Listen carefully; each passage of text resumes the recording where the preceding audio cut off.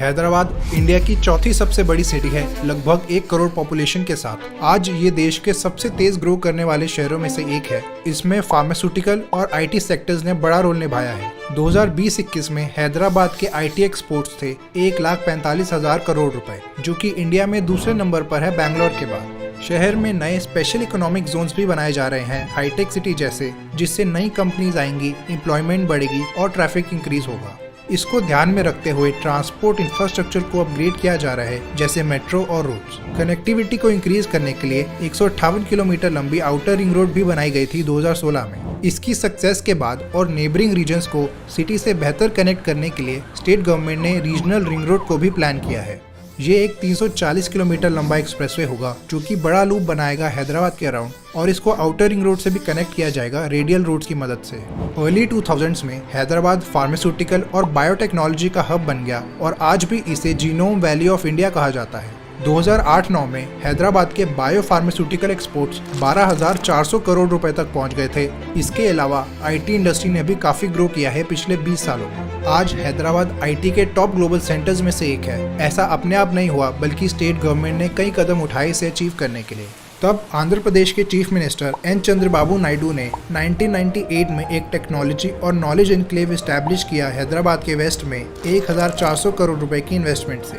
इससे hi tech city का जन्म हुआ, जिसकी पहली बिल्डिंग थी iconic cyber towers. Hitech city establish होने से कई ग्लोबल कंपनीज ने अपने ऑफिसेस यहाँ खोले, जैसे कि Microsoft, Google, Amazon, Facebook, IBM, Motorola, Samsung, Dell etcetera. इसके अलावा information technology investment region ITIR भी बनाया जा रहा है, जिसमें IT ऑफिसेज और इलेक्ट्रॉनिक हार्डवेयर मैन्युफैक्चर करने के लिए 50,000 एकड़ का एरिया दिया जाएगा हैदराबाद में और इसके आसपास। ये स्पेशल इकोनॉमिक जोन्स होंगे, जिनमें कंपनीज को काफ़ी बेनिफिट्स मिलेंगे, जैसे कि टैक्स हॉलीडेज और चीप ऑफिस स्पेसेस। इसका एम है 3.3 लाख करोड़ रुपीस की इन्वेस्टमेंट को अट्रैक्ट करना IT, ITES और इलेक्ट्रॉनिक सेक्टर्स में, और 15 लाख लोगों को एम्प्लॉयमेंट देना।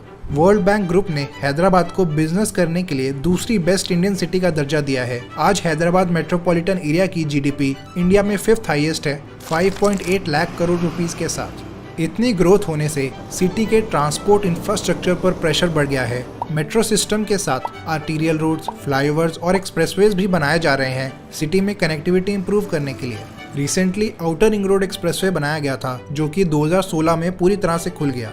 ये 158 किलोमीटर लंबा 8 लेन्स का एक्सप्रेसवे है, 100 किलोमीटर पर आवर की स्पीड लिमिट के साथ। ये एक कंप्लीट लूप बनाता है सिटी के अराउंड, और एक 5 किलोमीटर लंबी ब्रांच इसे डायरेक्टली हाईटेक सिटी से कनेक्ट करती है। गच्चीबौली से शुरू होता है, फिर शमशाबाद से होते हुए पेडाम्बरपेट, शामीरपेट और पटनचेरू से होता हुआ नारसिंगी में खत्म हो जाता है।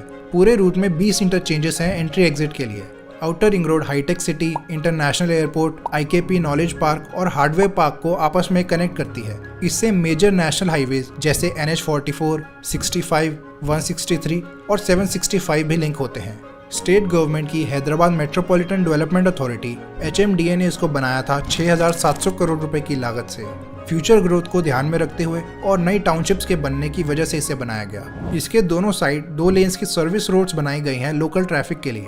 आउटर रिंग रोड के कई फायदे देखने को मिले हैं, जैसे इनर रिंग रोड पे डीकंजेशन हुआ है, नई टाउनशिप्स और ऑफिसेज बनने लगे हैं इसके अराउंड, इंटरनेशनल एयरपोर्ट जाने के लिए फास्टर रूट मिल गया है कई लोगों को। इसके अलावा स्पेशल इकोनॉमिक जोन्स, इंडस्ट्रियल और कमर्शियल हब्स में कनेक्टिविटी इंप्रूव हुई है। आउटर रिंग रोड के रेडियल रोड प्रोजेक्ट में PV नरसिम्हा राव एक्सप्रेसवे भी शामिल था। ये 11.6 किलोमीटर लंबा एलिवेटेड एक्सप्रेसवे है, जो कि सेंट्रल सिटी से NH44 तक जाता है। इसके खुलने के बाद सिटी से आउटर रिंग रोड और एयरपोर्ट तक ट्रैवल करना काफी इजी हो गया। 2009 में ओपन हुआ था ये। आउटर रिंग रोड की कंस्ट्रक्शन में कुछ चैलेंजेस आए थे। लैंड एक्विजिशन में बहुत डिलेज हुए और कॉस्ट भी बढ़ गई थी। कुछ इन्फ्लुएंशियल फार्मर्स और रियल्टर्स ने अपनी पावर का इस्तेमाल करके रोड अलाइनमेंट को चेंज करवा दिया था, ताकि उनके लैंड से रोड पास ना करे। फेज 1 को बजट और टाइम फ्रेम के अंदर बनाना पॉसिबल हुआ EPC मोड से, मगर फेज 2 को इम्प्लीमेंट करने में दिक्कत आई।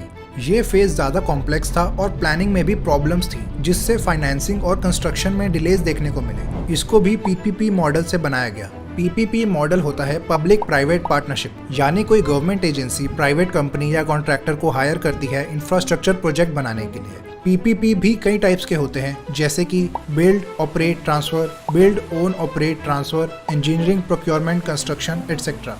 किसी भी इंफ्रास्ट्रक्चर प्रोजेक्ट में टेक्निकल, फाइनेंशियल और लेबर रिसोर्सेज चाहिए होते हैं, जो कि एक गवर्नमेंट एजेंसी के लिए हैंडल करना मुश्किल हो सकता है। इसीलिए गवर्नमेंट्स प्राइवेट कंपनीज को ये आउटसोर्स कर देती हैं, जिसमें कॉस्ट तो ज़्यादा लगती है मगर काम टाइमली मैनर में कंप्लीट किया जा सकता है और सक्सेस के चांसेस भी बढ़ जाते हैं। 2006 के बाद से इंडिया में PPP मॉडल का ज़्यादा इस्तेमाल किया जाने लगा है। 2010 में गवर्नमेंट ऑफ इंडिया ने कई रूल्स रिलैक्स कर दिए थे, जिससे PPP प्रोजेक्ट्स और इजी हो गए हैं। आज देश में 1103 PPP प्रोजेक्ट्स हैं अलग अलग स्टेजेस पर, 21 लाख करोड़ की टोटल इन्वेस्टमेंट्स के साथ। PPP के कुछ इश्यूज भी हैं, जैसे प्रोजेक्ट्स की हायर कॉस्ट, क्योंकि प्राइवेट कंपनीज अपना प्रॉफिट ऐड करती हैं उसमें। कुछ कॉन्ट्रैक्टर्स अपना प्रॉफिट बढ़ाने के लिए सब स्टैंडर्ड मटेरियल यूज करते हैं और वर्कर सेफ्टी पर भी ध्यान नहीं देते। प्रोजेक्ट इम्प्लीमेंटेशन में भी प्रॉब्लम्स आती हैं, जैसे हैदराबाद आउटर रिंग रोड में भी आई थी PPP होने के बावजूद, जिससे डिलेज और कॉस्ट बढ़ जाती है। इंडिया में इस मॉडल को बेहतर तरीके से काम करने के लिए प्लानिंग, डिटेलिंग और इम्प्लीमेंटेशन में स्ट्रैटेजीज इंप्रूव करने की ज़रूरत है। इसके फायदे कई हैं, स्पेशली रोड बिल्डिंग में, मगर इनमें प्रॉपर अटेंशन देनी पड़ेगी गवर्नमेंट एजेंसीज को। रीजनल रिंग रोड की बात करते हैं। ये एक 340 किलोमीटर लंबा प्रोपोज्ड ग्रीनफील्ड एक्सप्रेसवे है, जो कि 4 से 6 लेन्स का होगा। इसको NHAI बनवा रही है लगभग 16,000 करोड़ रुपए की लागत से। रीजनल रिंग रोड एक पूरा लूप बनाएगा हैदराबाद के अराउंड 40 से 50 किलोमीटर बाहर। इसका रूट शुरू होगा हैदराबाद के ईस्ट में चौटुप्पल से, आगे नागिला से होते हुए जाएगा, फिर अमंगल, शादनगर, चंगोमुल, संगारेड्डी, नरसापुर, नचारम, गजवेल और भुवनगिरी से होते हुए चौटुप्पल में फिर से खत्म हो जाएगा। अपने रूट में 24 टाउन्स और 200 से ज़्यादा विलेजेस से लिंक किया जाएगा। मेजर हाईवे से भी लिंक होगा, जैसे NH65, 44, 163, 765, 161, SH1, 4 और 19 से। आसपास के डिस्ट्रिक्ट्स की सिटी से कनेक्टिविटी इंप्रूव होगी। इसको 2 पार्ट्स में बनाया जाएगा। नॉर्दर्न पार्ट होगा 158 किलोमीटर लंबा और सदर्न पार्ट होगा 182 किलोमीटर लंबा। रीजनल रिंग रोड को आउटर रिंग रोड से 50 रेडियल रूट से कनेक्ट करने का प्लान है, जिसके लिए state government detailed project report बनवा रही है। इन रेडियल रोड्स की कॉस्ट 2500 करोड़ रुपए तक एस्टिमेट की जा रही है। रीजनल रिंग रोड के बनने से एरिया में ट्रैफिक इंप्रूव होगा। अभी इसकी कंस्ट्रक्शन शुरू नहीं हुई, जब DPR बन जाएगा तब लैंड एक्विजिशन शुरू हो जाएगी।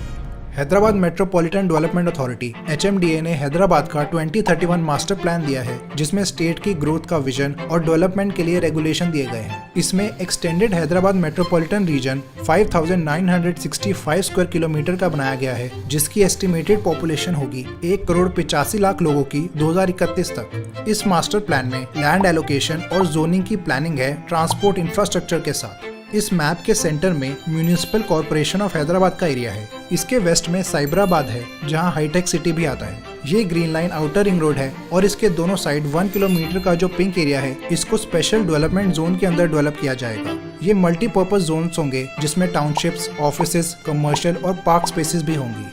ये black line regional ring road का अप्रॉक्सीमेट रूट होगा। फाइनल रूट DPR आने के बाद ही पता चलेगा। ऑरेंज एरियाज रेजिडेंशियल जोन्स हैं, जिसमें ज्यादातर रेजिडेंशियल बिल्डिंग्स होंगी। पर्पल एरियाज मैन्युफैक्चरिंग जोन्स हैं, जिसमें फैक्ट्रीज, इंडस्ट्रीज और इनसे रिलेटेड बिल्डिंग्स देखने को मिलेगी। Red areas public use facilities के लिए रखे जाएंगे। Dark blue areas commercial zones हैं, जिसमें शॉप्स, रेस्टोरेंट्स और मॉल्स जैसी बिल्डिंग्स बनाई जाएंगी। बाकी व्हाइट और light green areas reserved areas हैं। यहाँ पर कोई मेजर डेवलपमेंट नहीं देखने को मिलेगी 2031 मास्टर प्लान के अंडर। मेट्रो लाइंस भी बनाई जाएंगी सिटी की ग्रोथ के साथ। ऐसी और वीडियोस देखने के लिए सब्सक्राइब करें। धन्यवाद। जिंदगी का हर पल रहे खुशियों भरा, प्यार का हर रंग लगे दिलकश और हसीन। HKGN furnitures, complete bed set, sofa set, dining table. इसके अलावा आपकी लाडली के लिए मुकम्मल मैरिज सेट सिर्फ और सिर्फ 44,999 रुपए में, और इसके साथ डबल डोर अलमारी और बेड सेट बिल्कुल फ्री। आज ही विजिट करें प्रोप्राइटर मोहम्मद नसीर किश्ती। एड्रेस फरीद कॉम्प्लेक्स, ओवैसी हिल, हैदराबाद। कॉन्टैक्ट 9912857230 और 9346062190।